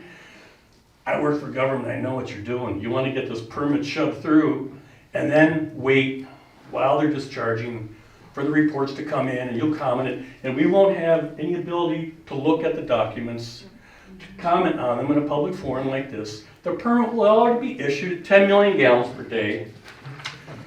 I recommend if anybody is in here that's going to allow this waste to be on their property, you better have some darn good liability insurance. And for those of you that are next door where this stuff is going to be spread, I recommend you invite the good people from Eagle and maybe Digestate. Have them bring their family over on a nice warm day in July or August and have a picnic outside. Feed their kids a lot of your drinking water from your well. Sorry, we're going to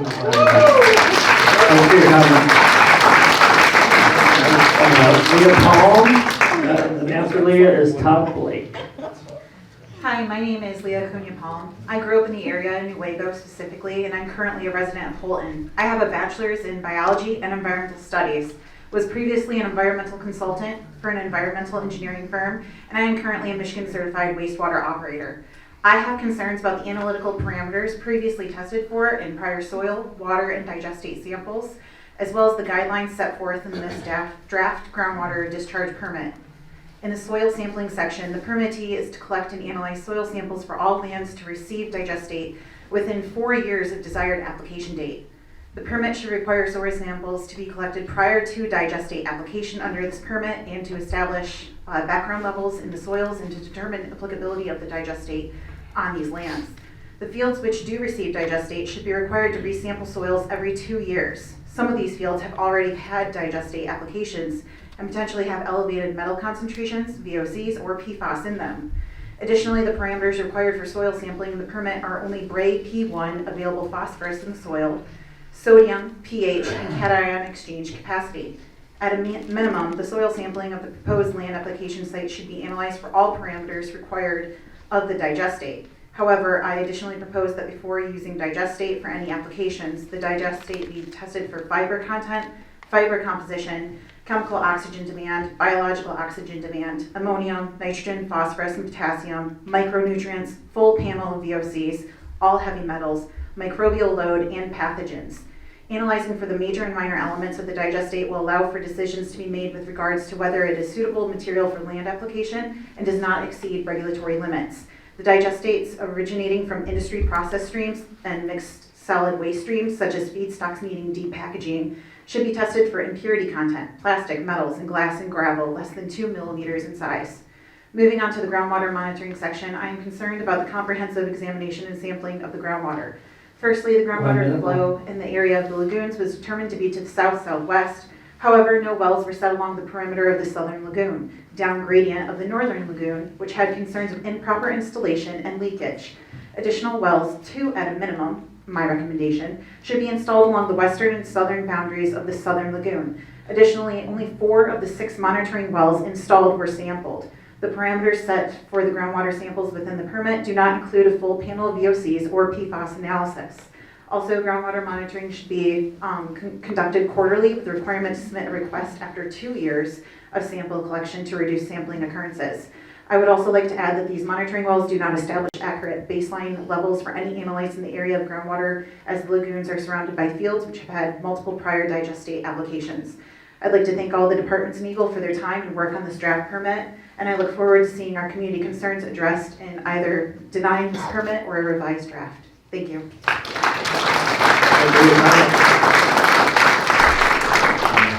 Next up is Todd Blake, and after Todd is Carrie Pickett. Thank you for taking the time here to listen to everybody. Obviously, there's a lot of concerns here. My name's Todd Blake. I'm the city manager here for Fremont.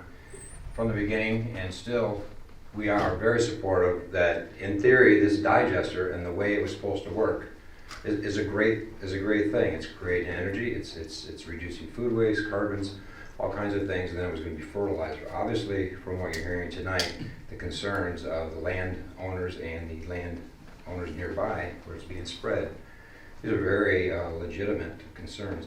If this permit is approved, I would hope that you're listening specifically to a lot of great suggestions here tonight with regards to making sure that certain testing requirements are being put into it. On maybe a lighter note, the city has had conversations with prospective potential buyers of the digester who are interested more in putting an industrial pretreatment process. So if that is the case, if it should happen, that would, I think, take away a lot of the issues and concerns. So that news is somewhat being shared. There's hopefully a potential good news, because that is, as was mentioned by I forget what your name was, but that's a process that certainly could come into play and then reduce and eliminate most of the concerns here, but that's all I have. Thanks for your comment. All right, next up, Carrie Pickett, and after Carrie is Andrew Salasina. Hi, my name is Carrie Pickett. The Fremont digester has not been good neighbors with smells over the lake when in operation. Operating under the incorrect permits show their level of care towards community. Providing incorrect information to the public as to what is actually in the lagoons regarding PFAS has also shown our community that we can't trust the information that they're giving us. It's my understanding that only digest from the Fremont digester was to go into the Holton lagoons. So how did the PFAS get there to begin with? Will Eagle please require testing for PFAS and microplastics in any new digester wastewater permits? Another question that I had that I didn't get to ask was, I saw on your information that this permit is good for 5 years. That's a long time. Yes. Especially for a company that we don't know what their role is going to be like here in our community. Is it possible to grant a 2-year permit so that we as a community can start to at least figure out, are they going to play by the rules or are they not? That's all I have. Thank you. Thanks for your comment. Andrew Salasina, and after Andrew is Robin Aslickson. Due to the fact that the digester waste changes in nature due to the varying types of food waste put into it, a new permit should be required for any future owner of the digester who takes in products that deviate from those listed on this permit application. That is, this discharge permit should not go with the sale of the facility. Can we count on Eagle to require any future owners to apply for their own permit and not be granted automatic transfer of this permit? Good question. The permit calls for records for all groundwater related activities to be retained for 3 years. This is not at all an appropriate length of time.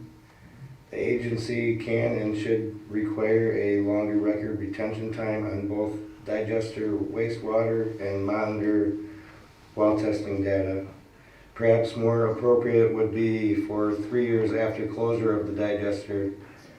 The permit does not demand that the applicant hold any kind of pollution liability coverage or provide an environmental surety bond. Will it be up to the farmers, the landowners, the well owners, the taxpayers to pay for cleanup costs in case of a pollution event? That's it. Thanks for coming. Robin Aleckson, and after Robin is Philip Clark.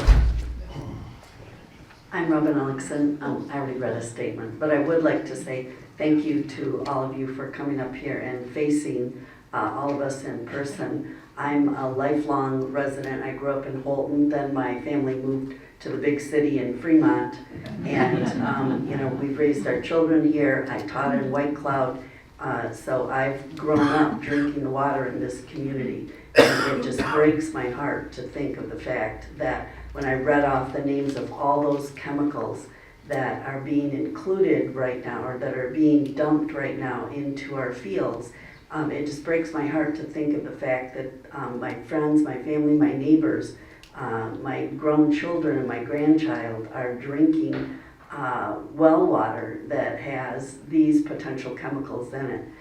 The question I wanted to ask, and I didn't get a chance to, is if PFAS has been found in the lagoons and they're closing these lagoons down, who's responsible for cleaning up those lagoons and taking that contaminated soil away from our community? Again, I would really hope that all of you would reconsider your actions here today and deny or relook at this permit in terms of the length of time that you are proposing to extend it to. Thank you. Thank you. Next up, Philip Clark, and after Philip is Gina Hall. Hi, Philip Clark, Holton Public Schools. On behalf of the Holton Public Schools Board of Education, we request that the following concerns be addressed and considered in any application permit which encompasses fields near the school district's wellhead protection zone. Holton Elementary's wellhead protection zone was identified for potential contamination by the hydrogeological evaluation performed by Eagle in 2023. Naturally, the school district is highly concerned of any potential contaminants that could impact the safe drinking water source consumed by our students, staff, and visitors at the elementary school. Should any permit be approved by Eagle for the application of bioproduct on local fields, the permitted zones should not include any wellhead protection zones, and these areas should be clearly identified and understood by the applicator. Even if any permit is considered in or near the protection zones, the school district respectfully implores Eagle to conduct an adequate hydrogeological investigation first, determine whether any risks exist in manure application, lagoon storage, or other permitted activities in the vicinity of any wellhead protection zone. School district believes that unless such testing and investigation can reasonably assure that its wellhead protection zone is protected from any permitted activities, those activities should not be allowed to proceed. The current permit does not appear to provide that degree of assurance by requiring a prior investigation. In addition, we believe that any investigation and monitoring must include testing and monitoring for per and polyfluoroalkyl PFAS substances as an added precaution. Enforcement of the permit needs to include monitoring to ensure adherence to the permit's requirements and a clear process to report concerns. The opportunity to be proactive in the protection of the water source, our drinking water source, is only available for a limited time before it becomes too late. 1 minute left. Should contamination occur, resulting in unsafe drinking water for district students, staff, and visitors, obviously the impact would be detrimental to the learning environment, impact the overall health and wellness of children, and jeopardize the trust we all sacredly hold as community servants. The Holton Public Schools is grateful for this opportunity to address Eagle and say our piece for the record, and take this opportunity to keep our schools' drinking water safe and well protected. Thank you. Next up is Gina Hall, and then after Gina is Gloria Switzer. Good evening. My name is Gina Hall. I do not own a farm that uses the digestate or interact with the digester directly, so you may be wondering why I have concerns about the permit process. I do, however, buy locally grown produce from this area. This produce from farmers may be affected by the... There you go.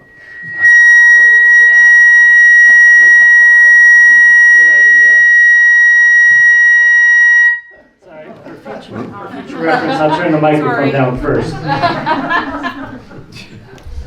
I hope my time isn't affected. No.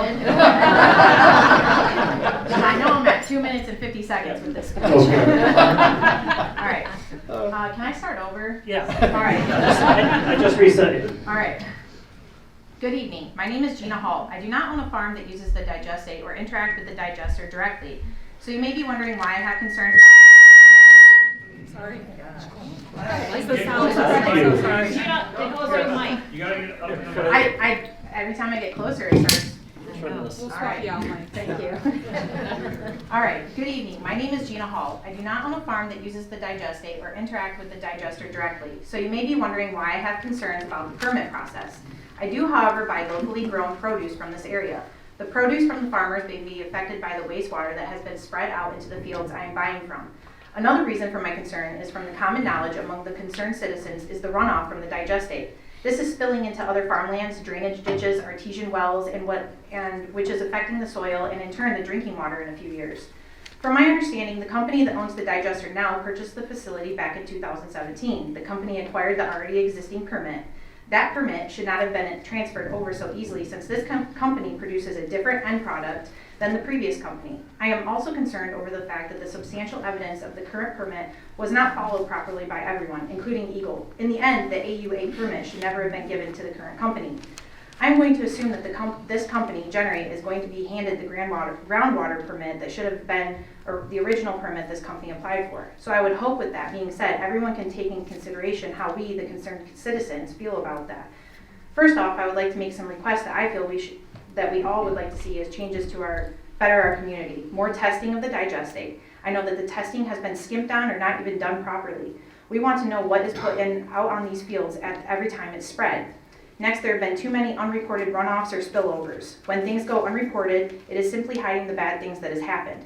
We should know and keep track of the mistakes that were made and in turn fix what needs to be fixed. I understand every company wants to keep up a good appearance, but no company is perfect. This shows every time a name is changed 1 minute left. that a company goes through. Working together, reporting spills, and performing more tests of what is being spread in our fields and following protocols from our small government will make this digester better. I heard a rumor that the current owner of the facility intends to sell its facility to a new company. Like I said, this is a rumor since I do not know the truth about it. My point is, with every sale, every name change, every change that with the end product within the digester, there needs to be a new permit drawn up. In short, we live here. Most of us eat the food that grows or is raised here. We know the shady things that are going on and we have come together to speak out about it. We want more transparency with these permits. We want more accountability from both sides in these permits. We are aware that the people hate the digester. Maybe it's from all the mistakes they are made and not corrected. Some of us want to like the digester, like myself. But I want to see the permits actually being followed, just like the rest of us that need to follow through with ours. I appreciate being heard, and not only do I look forward to seeing the improvements in our community, but so does my family and our children. Thank you. Thank you for your comment. I'm sorry about the microphone issues. Next up is Gloria Switzer, and after Gloria is Elizabeth Moy. We're not going to get us. Good evening. I am Gloria Switzer. I've lived in Fremont for 53 years. I appreciate you all being here in the evening. I'm sure this is overtime for you. I appreciate you being here. Tonight we have heard two citizens who spoke here say the words certified wastewater operator, and that is my concern. Right now, the permit application lists no certified wastewater operator. And Michigan has clear regulations regarding the need for such a license to assure safe operations. The Michigan rules that we have outline the processes for obtaining a wastewater certification, renewal of certification, and revoking those certifications if needed. The permit provides no proof that a Michigan certified wastewater operator will be established at the Fremont Digester. Really? Has Generate contracted at all or connected to the district compliance staff to discuss this requirement of the wastewater treatment and operator? But more importantly, since Generate plans to sell the digester, that's what I've heard, the language needs to be added to that permit, if there is a permit, hopefully not, but requiring a Michigan certified operator. And that will be established prior to any continuation of the digestate being produced or land applied. So will Eagle please change the language of that permit to require the necessary proof of a certified wastewater operator before issuing a blank permit that is automatically transferable to new owners without proof of a state certified wastewater operator. Thank you for your consideration. Thanks for your comment. All right, next up is Elizabeth Moy, and then after Elizabeth is Jane Strachan. Hi, I'm Elizabeth Moy and a lifelong resident of Fremont. The permit makes no mention of testing for chemicals of emerging concern, such as microplastics, which have a host of environmental and health effects. Microplastics are known to be in our food supply, depackaging food waste, as is done at many food waste digesters, adds more microplastics into the digestate. We do not need plastics sown on our area land and near our creeks, rivers, and lakes. Eagle's own geologist recommended testing for PFAS, yet the permit does not demand it, and this should be required, especially given the fact that under Generate's ownership, 2 PFAS chemicals were detected, yet they did not choose to halt land application, nor was it halted by Eagle. Both liquid and solid portions of the waste should be sampled and tested. These forever chemicals are persistent and bioaccumulate in the environment and in the human body, causing health problems such as kidney, breast, and testicular cancer, endocrine disruption, low birth weight, and increased heart disease. PFAS, forever chemicals from wastewater residual spread, have forever ruined farmland in this state and beyond. We do not need a repeat in Muskegon, Newaygo, or Oceana counties where this is spread. Will Eagle please reject this permit until it can be written with more concern for our health and well-being? Thank you. Thank you. Before we move on, just to give a time check, as mentioned before, we have to be out of this room a little bit later on, so we need to end at 8:10 today. I have about 9 commenters left. So I'm going to put the other ways to make a comment on here so that you'll have those other ways in case you would like to write them down or have them available and didn't get a chance to make a comment tonight. So next up is Jane Strachan. And after Jane is Alan Yeager. Hello, I'm Jane Strachan, a resident near Fremont Lake. In the 1970s, we all were poisoned by PBB. Some of you are not old enough to remember that, or having had to experience it. There was not enough testing. That's my entire statement. Would you please do proper testing to ensure us that we will not be poisoned by the next owners of the waste management. Thank you. Thank you for coming.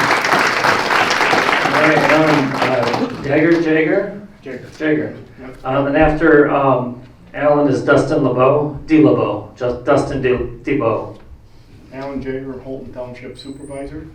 Why not monitor all wells that are around the parcels this stuff gets put in? Our township people want to know what's in their well, and they're having to pay for it and to see. So once a year, we should monitor anywhere this stuff is put. The wells surrounding them people's wells should be monitored. I think all pieces of land that this stuff is put on should be have a soil sample once a year, so that it's monitored. We should have a baseline already, because most of the wells in a 4-mile square over there already won't pass because of nitrates. So we know that it's bad already, but there's so many wells tested in there, we're already having a lot of problems. Holton Township doesn't get any money for this, so no tax dollars whatsoever come to us. Fremont gets all of it, we get nothing. We take the possibility of getting the pollution. This is an issue. No one from Eagle or the Digester has ever come to talk to the Holton Township Board, ever. You guys, you can do whatever you want.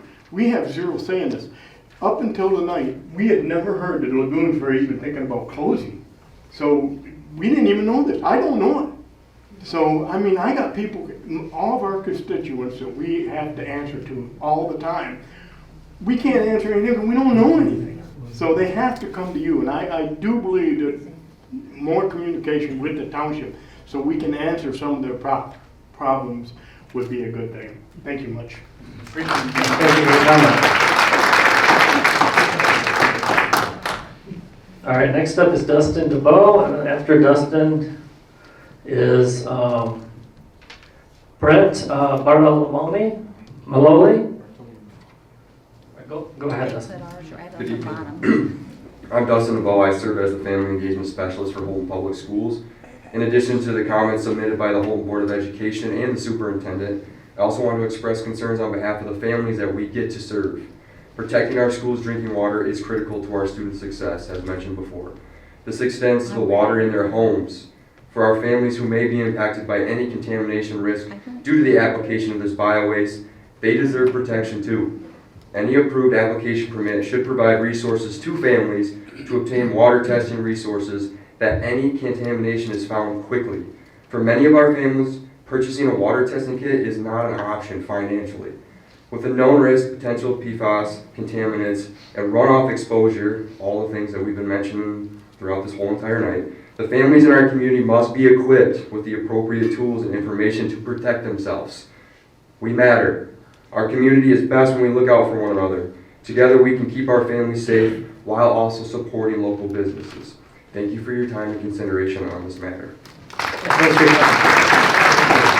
Next up is Brett Bartolomoli, and after Brett is Sherry Claflin. Hi, I'm Brett Bartolomoli, and I just think it's really a disgrace that a freshwater state, and being Eagle, the Department of Environmental Great Lakes Energy, has the problem of letting big money get in the way of polluting our land. And that's exactly what it is. It's big money. It's corporate going, hey, we got all this digest, we got this chemical, we can't get rid of it anymore. We can't build these holding ponds for it to take it and put it anywhere. Can somebody get rid of it for us somewhere? Oh, you want to do? Okay, we'll give you $500,000. Go ahead, find somewhere to put it. Okay, we'll do that. We're going around. We got a farmer here. Oh, the farmer. They can put it all over the place. Nobody will care. The farmers can do whatever they want. The local farmer in charge of most of this digest has been fined so many times that no one even knows. They don't care. You guys find them. You find the farm that's in charge of most of this digest. They've been fined numerous times by you, and they're still allowed to do it. So, there you go. Thanks for your comment. All right, Sherry Claflin, and after Sherry is Miss Theodora Snyder. Thanks. I'm Sherry Claflin. I'm an educator. I've been an educator for 30 years. I teach at a local junior high, and I also teach college classes at a local community college. So my concern is this, when we have runoff, we have a lot. So there is a lot of evidence right now that proves that climate change is affecting our rainfall patterns here. And when our rainfall patterns here increase, we get runoff. It goes into our lakes, rivers and streams, ponds, wetlands, and eventually makes it into our groundwater system. So as of today, the carbon dioxide level was 424 parts per million. Over the last 800,000 years, it's been around 300 parts per million, which means that our overall temperatures are warmer, which also means that when we have warmer temperatures, there's more water vapor in the atmosphere, and that causes more rainfall.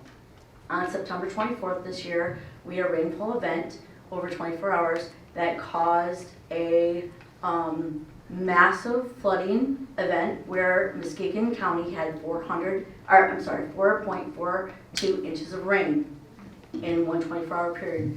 North of Muskegon, it was 9.8 inches of rain in one 24-hour period. In Fremont, it was 3.8 inches per rain. I want to draw our attention to this because this caused massive amounts of flooding and runoff, and there was digested on the farm fields, which all was caused to run into our wetlands, our streams, our rivers, and our lakes. So knowing this, your permit allows for digested to be spread when the forecast is 1/2 inch of rain in the next 24 hours. That rain event, which is not usually typical, but are going to be more typical in the future, those events are going to happen more. Thank you. Those and more events are going to happen more often. The rainfall event was for 3/4 of an inch of rain. We got 3.8 inches in Fremont.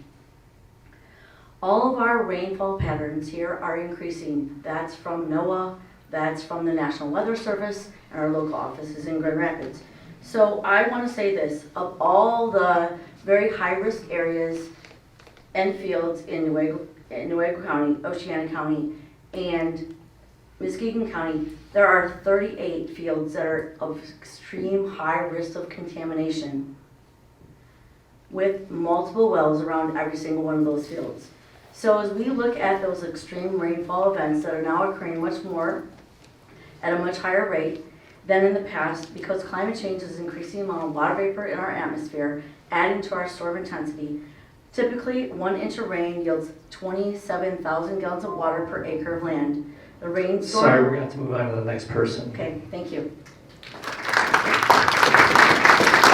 Actually, Ms. Theodora Snyder is going to have to be our last commenter tonight.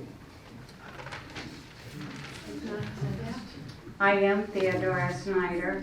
Good evening, ladies and gentlemen. Regarding the reopening of the digester, I feel it should be under the strictest, stringent supervision. Let me explain some of what we have suffered. We're confident the close proximity to our home to the digester lagoons have either caused or contributed to our poor health. I have a paper trail confirmation. It's a known fact that lagoons have serious effects, not only on health because of known PFAS, but enjoyment of life. They've impacted us financially, mentally, physically, and emotionally. No fresh air inside or outside. I'm very concerned what toxins we've been breathing, cooking, drinking, and bathing with over 5 years. I'm now wondering if they're the cause or contributed to my newly diagnosed cancer diagnosed this past June. Our health has deteriorated extensively since the beginning exposure to the toxic lagoons. EGLE brought out a monitoring machine for reading toxic levels. Once reading it, they said, quote, "These levels can't be right." They decided to leave it over the weekend, but came and removed it early the next day. Later asking Mr. Unseld just what is the field to the north of the house, he told me a wastewater system, so to speak. I asked, "You mean like Muskegon's wastewater?" He replied, "Similar." Have you any idea how comfortable that made me? It has caused us much unfair stress, duress, poor health, and thousands of dollars. The quality of our water has deteriorated over the years despite the water filtration system we purchased and still paying on. Presently, I can't verify the cause of our poor water, but felt this important enough to be noted. We are now back to buying bottled water for drinking. Thank you all very much for allowing me to speak. This has been a major concern. Thank you for your comment.